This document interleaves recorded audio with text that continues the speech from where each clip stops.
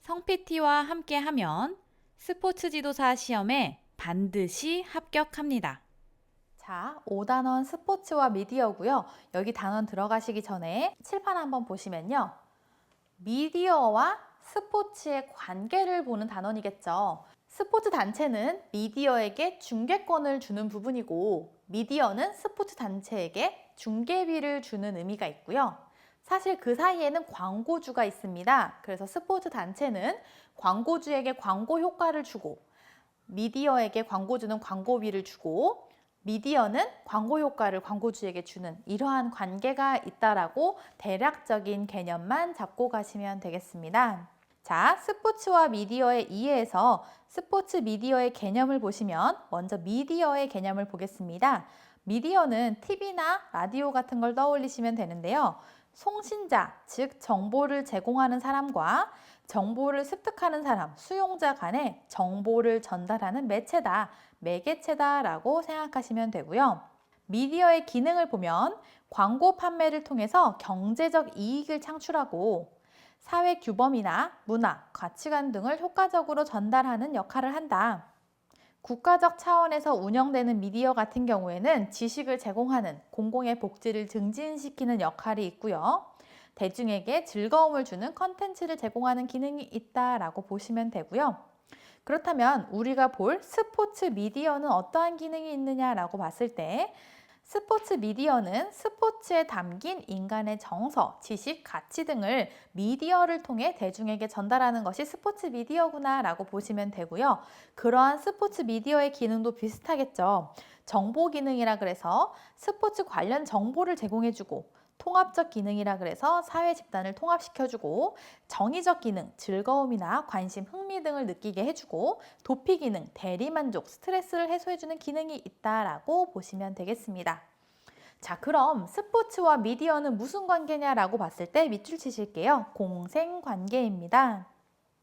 처음에 그림에서는 광고주가 들어있어서 좀 헷갈리실 수 있지만 사실 스포츠와 미디어 자체의 관계를 봤을 때 스포츠는 미디어를 통해서 스포츠를 홍보하거나 관중을 확보하는 도움을 받고 미디어는 스포츠를 통해서 인기도를 활용해서 광고 효과나 수익을 보는 부분이 있다 보니까 서로 돕는 관계, 공생관계다라고 보시면 되고요. 그 밑에 보시면 스포츠는 신문 판매를 증진시켜주거나 광고 수익을 주거나 TV와 라디오 방송 시간 등을 이용한 수익 계약의 증대에 이용되고 있고 미디어는 스포츠와 관련된 소비 상품을 경기 장소에서 관객들에게 판매하도록 도움을 준다. 스포츠는 미디어의 주요 콘텐츠로 자리 잡을 때 경제적 가치를 인정받을 수 있으며 뉴 미디어의 등장으로 스포츠 콘텐츠의 생산자와 수용자의 경계가 모호해지고 있다. 스포츠가 미디어에 의존할수록 미디어의 스포츠에 대한 통제력은 증가된다. 스포츠 메가 이벤트는 미디어의 이윤 창출에 기여한다. 스포츠 저널리즘의 개념이 무엇이냐라고 봤을 때 미디어를 통해서 이루어지는 스포츠 관련 커뮤니케이션 활동이다라고 보시면 되는 거고 결국 스포츠 저널리즘은 신문이나 잡지를 통해서 대중에게 스포츠 관련 정보를 제공하는 역할을 한다라고 생각하시면 되는 거고요. 스포츠 저널리즘은 옆에 밑줄 치실게요. 대중의 호기심과 흥미를 유발하는 옐로우 저널리즘의 성격이 강하다. 옐로우 저널리즘이 무엇이냐라고 하면 밑에 나와 있죠. 선수 개인의 사생활이나 비공식적인 내용을 중심으로 대중을 자극하고 호기심에 호소하는 흥미 위주의 스포츠 관련 보도를 얘기한다 라고 해서 상업적인 목적으로 쓰인 자극적인 기사가 옐로우 저널리즘이라고 보시면 되고요. 옐로우 저널리즘은 황색 저널리즘이라고도 표현합니다. 그래서 스포츠 저널리즘의 논란이 되고 있는 부분을 보면 9번에 나와 있죠. 정확성, 공정성, 객관성이 결여된 문제가 있고요. 개인의 사생활을 침해하고 있는 문제가 있고 그 옆에 스포츠 선수의 상품화, 특히 여성 선수들의 상품화의 문제가 있다. 하나 더 얘기하자면 승리지상주의도 포함될 수 있습니다. 그래서 스포츠 저널리즘이 이러한 논란이 되기도 한다라고 어느 정도 개념만 알고 계시고요. 이거는 기출된 내용이라 넣어놨는데요. 10번 1964년 동경올림픽 경기 대회는 최초로 인공위성을 통해서 미국에 중계되었구나 라고 한번 읽어봐 주시면 되겠습니다. 그래서 스포츠와 미디어의 관계는 결국 공생관계다라는 게 이제 주요 내용이고요. 한 번씩 쭉 읽어봐 주세요. 자, 그 다음 맥루한이 구분한 매체 이론인데요. 이 매체 이론은 사실 한 미디어와 쿨 미디어를 구분한 게 하나 있고요. 그 다음에 한 매체 스포츠와 쿨 매체 스포츠를 구분하는 걸로 따로 나와 있었는데요. 제가 이제 몇 년 수업을 하다 보니까 사실 한 미디어의 특성이나 한 매체 스포츠의 특성이 비슷하고 쿨 미디어와 쿨 매체 스포츠의 특성이 비슷해서 그 부분을 묶어서 넣어놨습니다. 이 미디어와 스포츠를 구분하는 문제가 아니라 한 미디어와 쿨 미디어를 구분하는 문제, 한 매체 스포츠와 쿨 매체 스포츠를 구분하는 문제가 출제되다 보니까 그렇게만 묶어서 보셔도 크게 상관이 없고요. 제가 생각한 부분 중에 이제 한 미디어 같은 경우는 핫이 뜨겁다라는 의미죠. 그래서 요리가 완성돼서 뜨겁게 음식이 바로 먹을 수 있게 나온 음식을 떠올리시면 좋을 것 같아요. 한 미디어는 요리가 다 완성돼서 뜨겁게 바로 먹을 수 있게 나온 걸 의미한다라고 생각하고 한번 봐주시고요.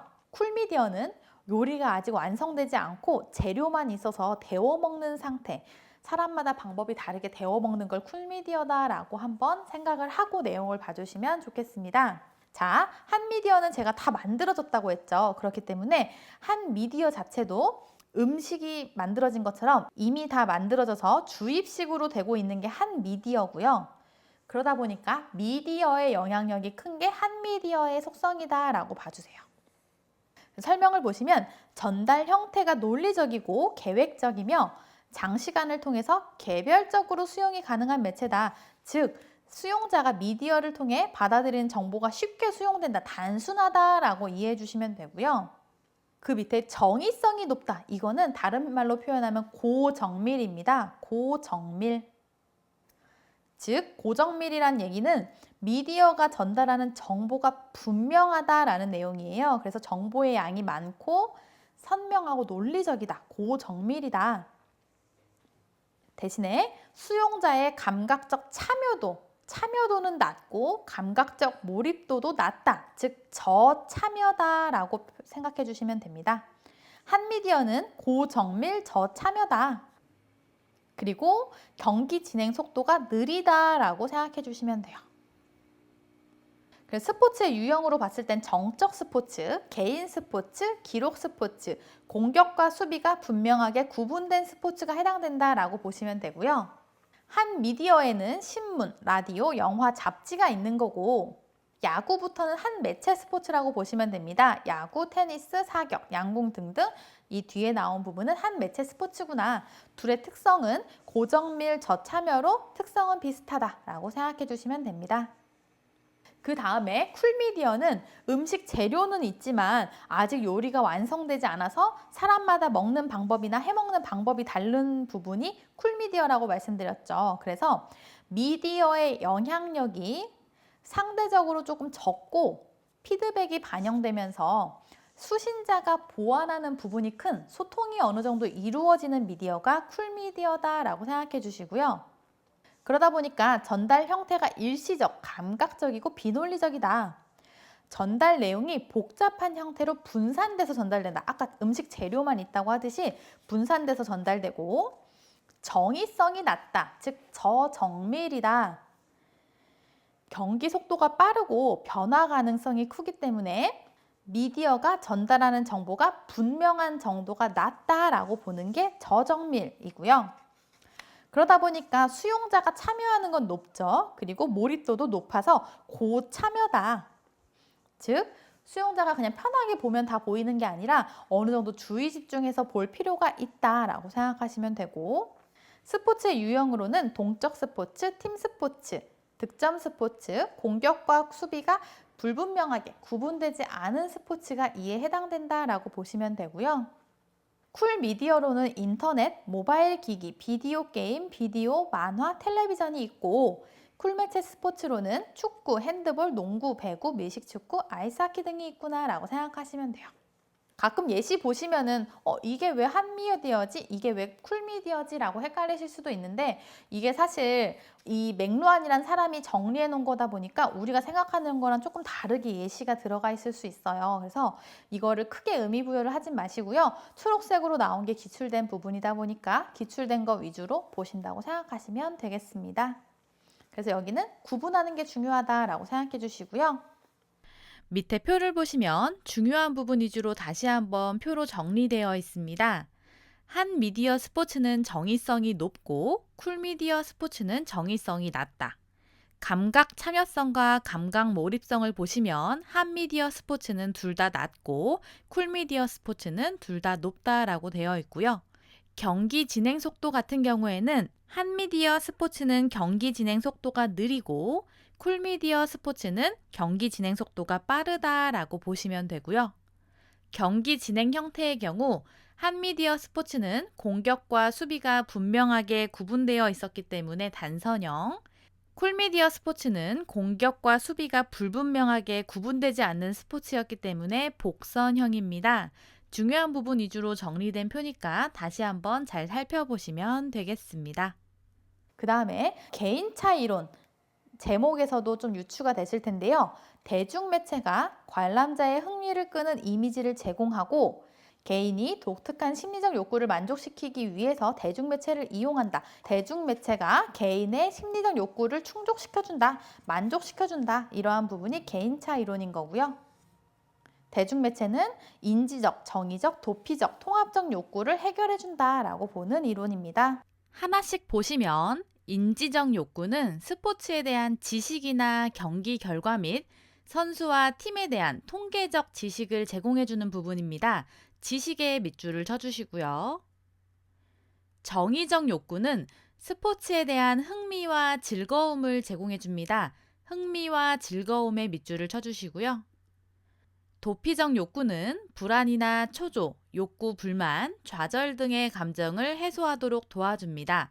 감정 해소에 밑줄을 쳐주시고요. 통합적 욕구는 다른 사회 집단과 우호관계를 도모하고 사회적 경험을 공유함으로써 공감대를 형성시켜주는 부분입니다. 공감대에 밑줄을 쳐주세요. 이렇게 개인차 이론은 대중매체가 4가지의 욕구를 해결해준다라고 보는 이론입니다. 사회범주 이론이라고 해서 미디어의 영향력과 스포츠의 소비 형태는 연령이나 성, 사회 계층, 교육 수준, 결혼 여부 등에 따라 달라질 수 있다. 미디어의 영향력이 서로 다른 하위 집단의 구성원에게 획일적으로 미치지 않을 수 있다. 즉, 계급이나 계층에 따라 달라질 수 있다라고 보는 게 사회 범주 이론이에요. 제목 자체에서도 아까 개인차는 개인에 대한 욕구를 충족시켜준다고 하듯이 사회 범주 이론은 범주, 범위가 나눠져 있다라고 해서 계급이나 계층이 있다라고 보시면 돼요. 첫 번째 줄에 연령이나 성, 사회 계층, 교육 수준, 결혼 여부 등에 따라 달라질 수 있다는 게 이따 나중에 뒤에 나올 계급 계층에 대한 얘기입니다. 그래서 사회 범주 이론은 그 밑에 줄 미디어의 영향력이 서로 다른 하위 집단 구성원이라고 한 것처럼 여기 밑줄 치시면 집단으로 나누는, 계급, 계층으로 나누는 게 사회 범주 이론이구나 라고 생각해 주시면 되고요.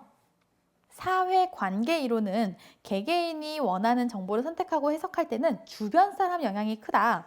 개인의 대중매체에 대한 접촉 양식은 중요 타자와의 사회 관계에 많은 영향을 받는다. 중요 타자에 밑줄을 쳐주세요. 이 중요 타자도 뒤에 나올 내용인데요. 사회화 단원에서 볼 거예요. 중요 타자라는 것은 스포츠 참가에 영향을 미친 사람을 의미합니다. 그래서 이러한 사회관계 이론은 이러한 중요 타자와의 사회관계에 영향을 많이 받는다 라고 해서 사회관계 이론이 있는 거고요. 문화규범 이론이라 그래서 대중매체가 현존하는 사상이나 가치를 선택적으로 제시하며 강조한다. 사상이나 가치에 밑줄을 쳐주세요.